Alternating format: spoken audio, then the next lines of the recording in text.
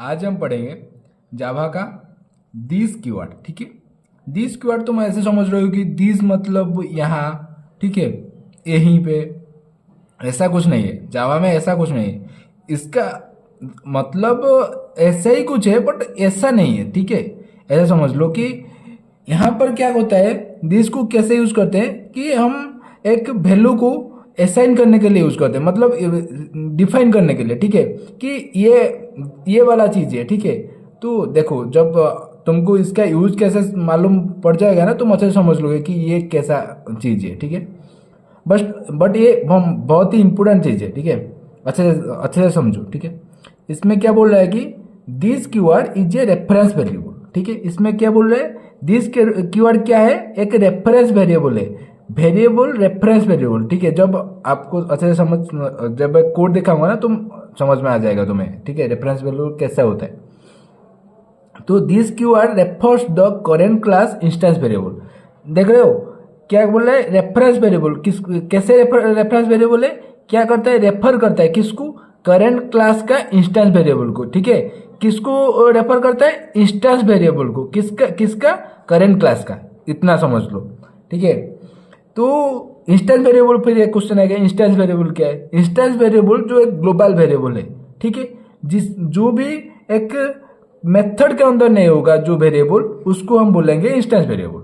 Method में जो होगा जो वेरिएबल, ठीक है, उसको हम बोलेंगे लोकल वेरिएबल, या जो पैरामीटर होगा उसको बोलेंगे हम लोकल वेरिएबल। ऐसा समझ लो। ठीक है, एक एग्जाम्पल लो, और एक there is problem in Java.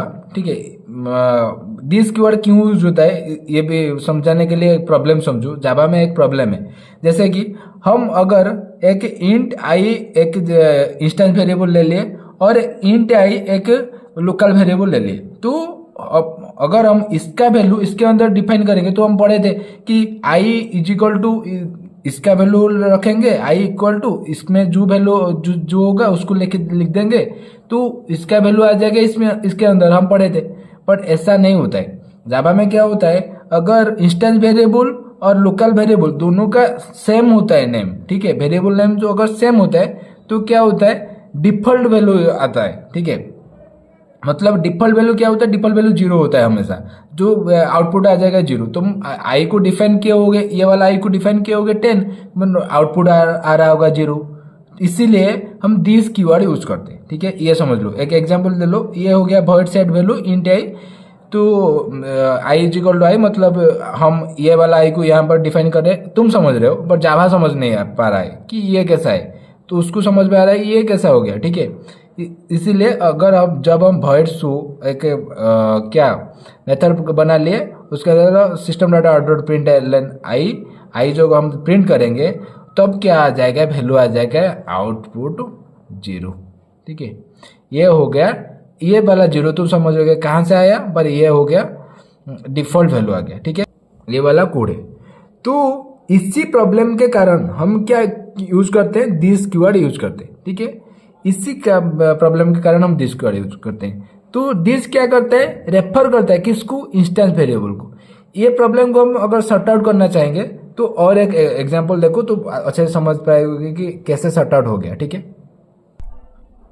Okay, अगर हम दिस कीवर्ड को यूज करते हैं, ठीक है, तो क्या होता है ना, तो ये भी वही एग्जांपल है। ठीक है, पर इधर क्या है, इंट आई, ये हो गया इंस्टेंस वेरिएबल, ये इधर भी इंट आई है, ये हो गया लोकल वेरिएबल। दोनों के दोनों वेरिएबल नेम सेम है, पर इधर क्या करना है, this dot I is equal to I, मतलब दिस डॉट आई, ये वाला आई क्या है, ये वाला आई ये है, और ये वाला आई ये है।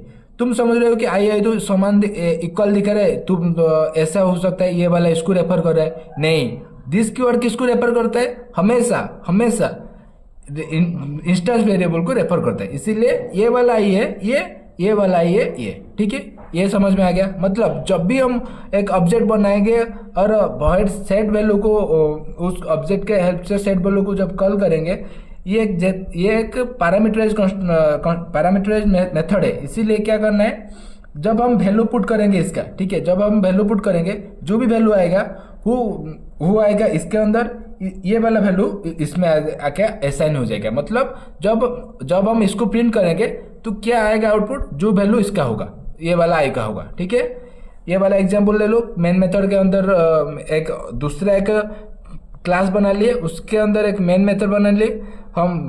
Test T is equal to new test, एक ऑब्जेक्ट बना लिए टी डॉट सेट वैल्यू 10।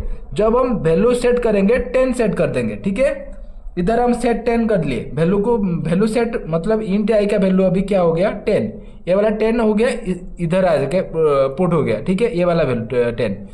जब हम टी डॉट शू कॉल करेंगे, टी डॉट शू इसको कॉल करेंगे तो प्रिंट क्या आ जाएगा, ये वाला आउटपुट देगा 10।